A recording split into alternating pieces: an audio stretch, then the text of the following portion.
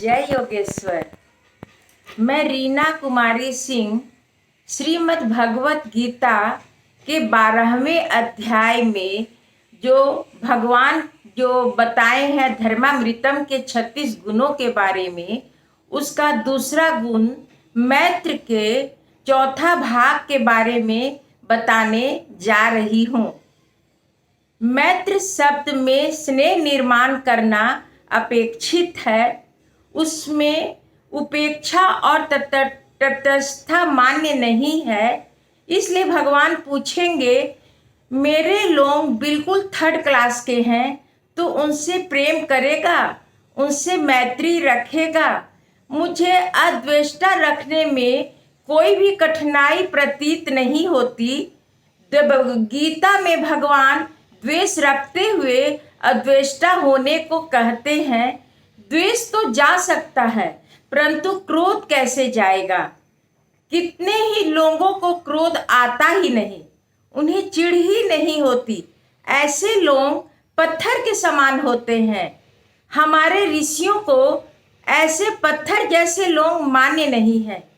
भगवान श्री कृष्ण को भी तो कंस के ऊपर क्रोध आया था ना, इसीलिए तो उन्होंने छलांग मारकर सिंहासन पर बैठे हुए कंस की चोटी पकड़कर उसे नीचे पछाड़े थे। तो मनुष्य पर क्या कंस कृष्ण को लड़ने के लिए आह्वान किया था, तो मानव में थोड़ा फुर्ती तो होना ही चाहिए, तड़पन होना ही चाहिए। बिना तड़पन का जीवन किस काम का? लेकिन कृष्ण भगवान तड़पन के कारण कंस को तकलीफ नहीं दिए। दुर्गुणी से द्वेष नहीं करना, दुर्गुणों से द्वेष करना, ऐसा भगवान कहते हैं। यह सरलता से समझा जा सकता है, परंतु जिन्हें बौद्धिक, आध्यात्मिक, सांस्कृतिक उच्चता प्राप्त हुई हो, ऐसे लोग क्षुद्र छगन मगन लाल से तभी प्रेम कर सकते हैं जब उन्हें भगवान से अगाध प्रेम हो। छगन लाल मगन लाल की योग्यता क्या है? याज्ञवल्क्य उनसे क्या कहेंगे? यदि उनसे आध्यात्मिक चर्चा करेंगे तो उनके सर से निकल जाएगा। तो मान लीजिए कि याज्ञवल्क्य उनसे आत्मिक चर्चा करेंगे तो छगन लाल मगन लाल मनोरंजन समझ के क्षण दो क्षण उन्हें सुनेंगे, परंतु जीवन में थोड़ी जो समझाएंगे। तो याज्ञवल्क्य उनसे क्या पूछते हैं? कहो, बेटे की शादी कब कर रहे हो? बड़ा हो गया है। अब छगन लाल मगन लाल यदि अपने बेटे का विवाह नहीं करेंगे तो बेटा स्वयं अपना विवाह कर लेगा।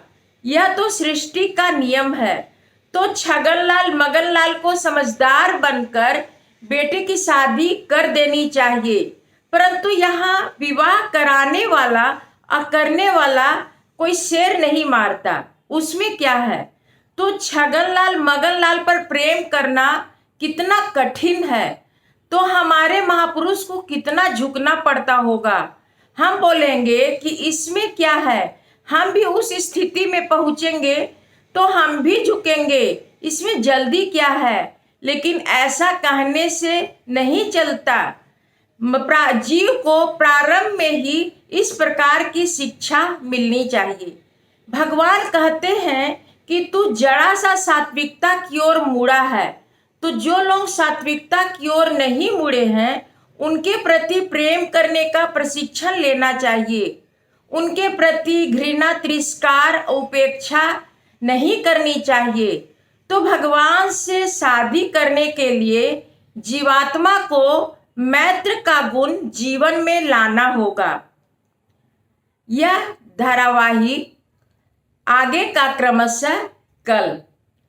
यदि यह अच्छी लगी हो तो लाइक और सब्सक्राइब अवश्य कीजिए। अपने मित्रों और रिश्तेदारों को भी शेयर कीजिए। धन्यवाद।